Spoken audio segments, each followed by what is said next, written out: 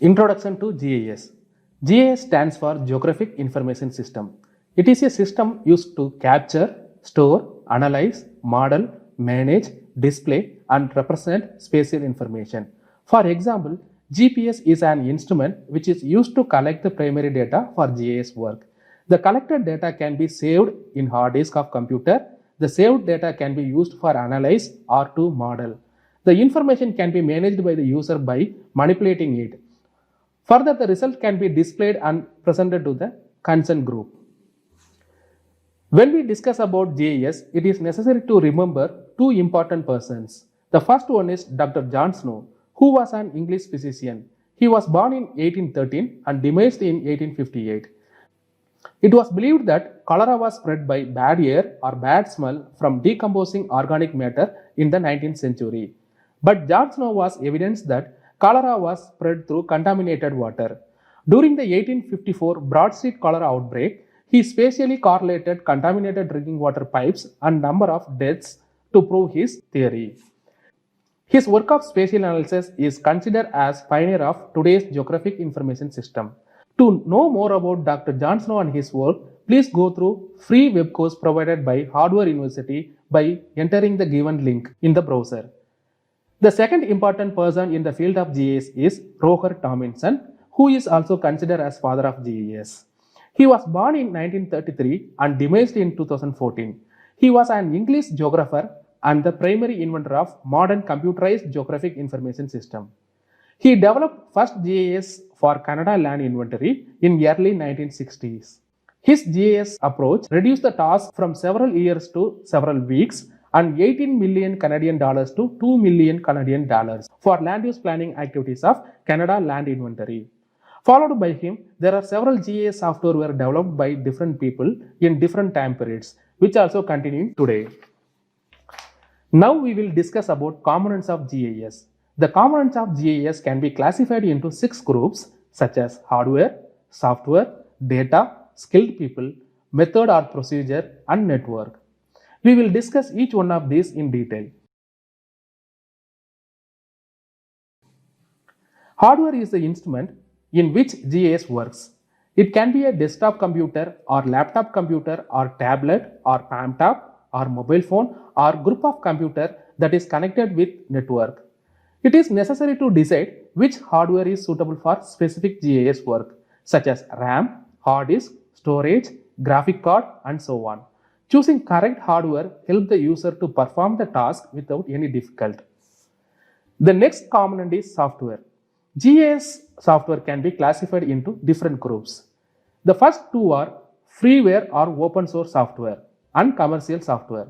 Free software are the software which can be obtained for free of cost.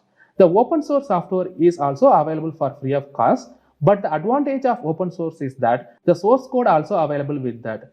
The code can be modified or edited by the user for their specific needs.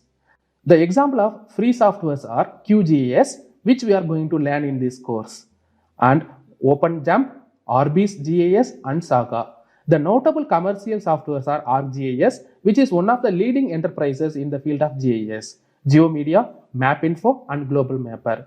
It is necessary to choose right software before starting GIS tasks. Based on the budget available, availability of tools in the software, availability of resource person to handle the software, technical support from the software provider, and so on. Further, GIS software also can be grouped as vector and raster priority software. Vector priority software has large number of tools to create and analyze vector data, while raster priority software have large number of specific tools for analysis raster data, for example, satellite imageries. Another component in GIS is data. Data plays a major role in the task of GIS. It can be a spatial data or it can be a non-spatial data. Spatial data are primarily defined as those which are directly or indirectly referenced to a location on Earth's surface. For example, images and photos captured by satellite and aeroplane, cadastral maps prepared by surveyors, or digital data captured using GPS. Another type is non-spatial data, which is also called as attribute data. It is a data which provides the information about the spatial data. For example, population information collected from Census of India, groundwater quality and level from Central Groundwater Board, and temperature, precipitation data from Indian Meteorological Department. The next component is skilled people. To handle GIS tasks, one should have knowledge of other components of GIS as well as working knowledge in GIS software. One can learn GIS software from courses offered by different universities and colleges, or from private training centers, or through online information and training program like the current course you are studying now. As per the experience and knowledge in the field of GIS, the skilled people are categorized into different groups such as GIS technician, GIS analyst, senior GIS analyst, GIS administrator, GIS developer, and GIS project manager. This nomenclature may vary between institution and GIS project.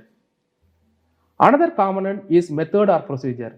It refers to the approaches that should be framed before starting any GIS task. For example, proper planning and operational rules should be framed before starting the task, number of GIS experts needed for the task, among the available software and hardware which should be used for specific GIS tasks, and what kind of database management system should be used and what standards should be used to get the output.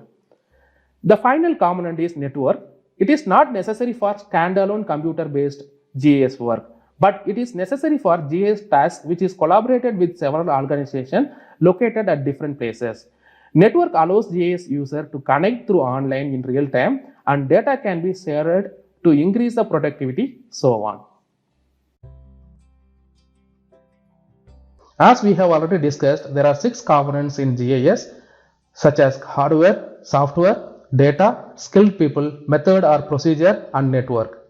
Among these 6, network is only necessary when we work with the different people located in different places. In this training program, we are going to use standalone computer-based GIS work. Hence, we do not require network component for this training program. I hope that you are having laptop or a desktop to perform the task in this training program. So we consider we are having hardware component already with us. For time being, we will consider I am skilled people of GIS. In end of this program, you people will be skilled people. As I am already here in this training program, we will consider skilled people component also we have. The remaining are software, data, and method or procedure.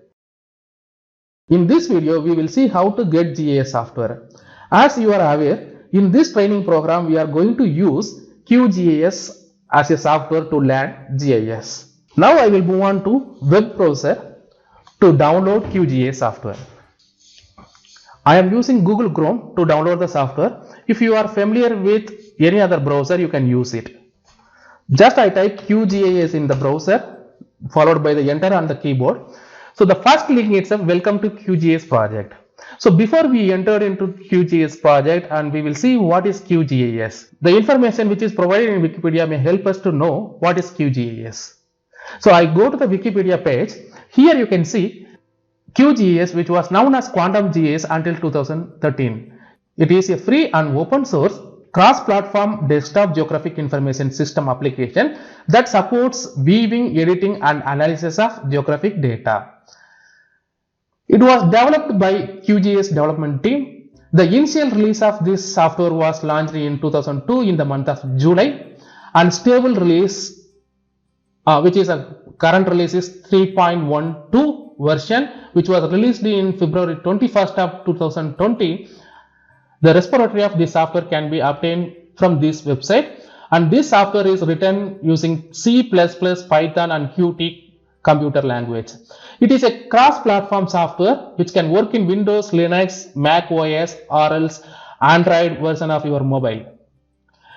It is available in multi-language, and it's a type of geographic information system, and the license is general public license.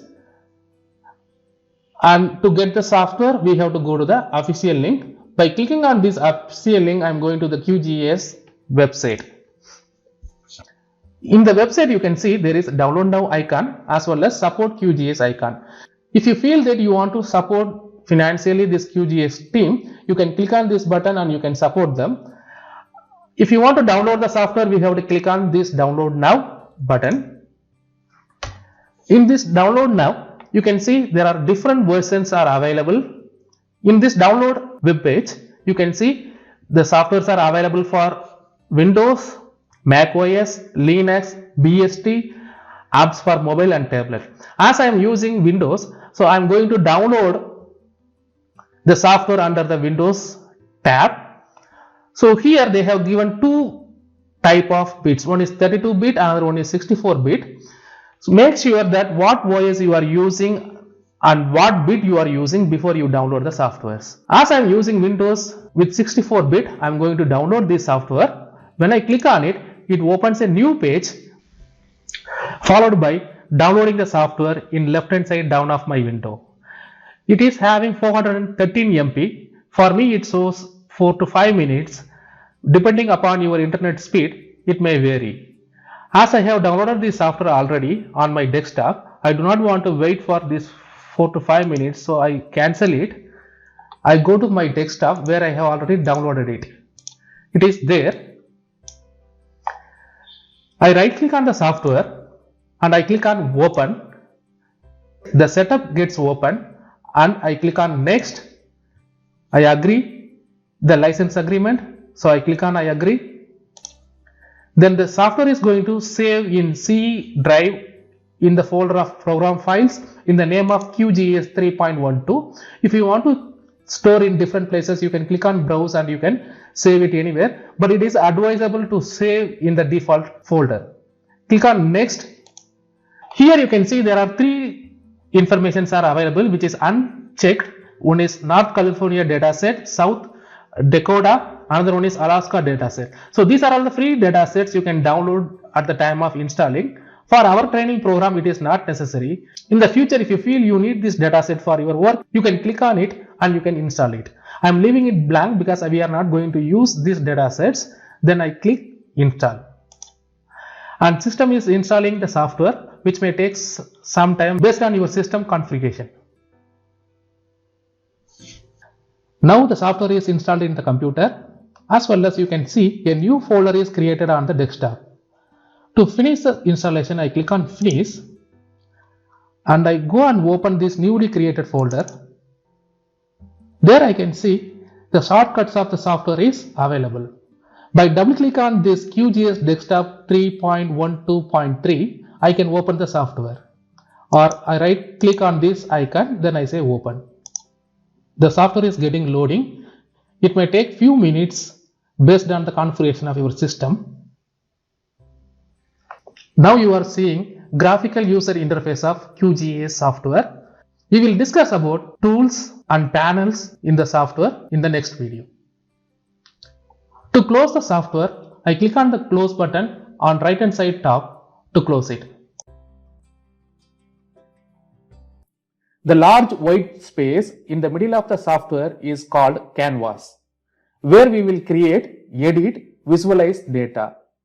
The small window in the left hand side is called layer panel, in which added data into the software will be arranged. On the left top of the software, we can see name of the file and name of the software. As we have not saved this project yet, it shows as untitled project. If we have saved this earlier with specific name, the saved name will be displayed here. Down of this, there is a horizontal bar which is called as a menu bar. The necessary options and tools are kept under each menu. These tools can be accessed whenever it is necessary for our work. Down of menu bar, we can see toolbars. Each toolbar contains tool for specific work. To know name of toolbar, keep the cursor on top of vertical points that is located in left side of tool. You can also witness that the cursor symbol is getting changed at different location. When I keep the cursor on the canvas, it looks like human hand. When I keep it on layer panel and on the toolbar, it looks as arrow. If I keep this on vertical dots of toolbar, it changes as plus arrow. It indicates that the working mode of cursor changes at different places. The toolbar arranged in the software can be moved as per our need. To move the toolbar, left click on vertical dots, hold left mouse button and drag to the place where you want to keep. The tools in the left of window is called side toolbar. Any toolbar in the software can be dragged and placed in the side. There are several toolbar and panels are available in QGIS, which is not visible on the screen now. These tools are kept backend of the software. Based on our requirement, it can be brought into front end. To open other available tools, right click on empty space of toolbar and check box of tools and panels which should be opened. To close any open tools and panels, uncheck the box. To know more about the tools in toolbar, keep the cursor on top of it. Now you can see the name of the tool. The horizontal bar in the down of the software is called as status bar. In the left end of the status bar, search option is available. If you cannot remember the location of any tool, you can find out with the help of search. For example, I type buffer in the search box. Immediately we can see buffer related tools are displayed in the search window. In the middle of the status bar, coordinate box is arranged. It shows the location of the cursor on the canvas. Immediate right of the coordinate, toggle, extend and mouse position display button is available. If you click on it, displaying moving cursor location will be stopped.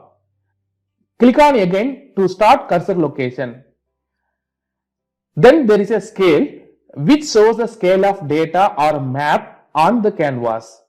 By changing the scale unit in the scale, we can fix the data to specific scale on canvas by manually or using default scales.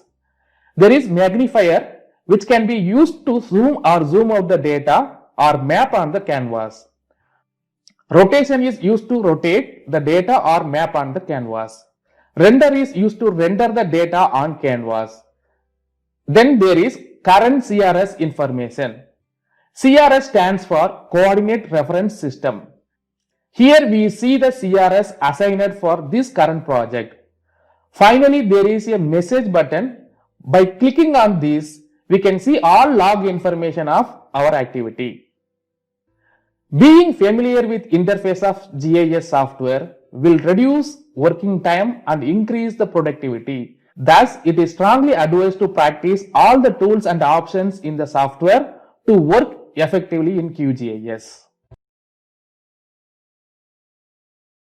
Recap of today's lecture. In this lecture, we have discussed about introduction to GIS, components of GIS, how to download and install QGIS software, and interface of QGIS software. To understand more about QGIS software, please visit www.qgis.org.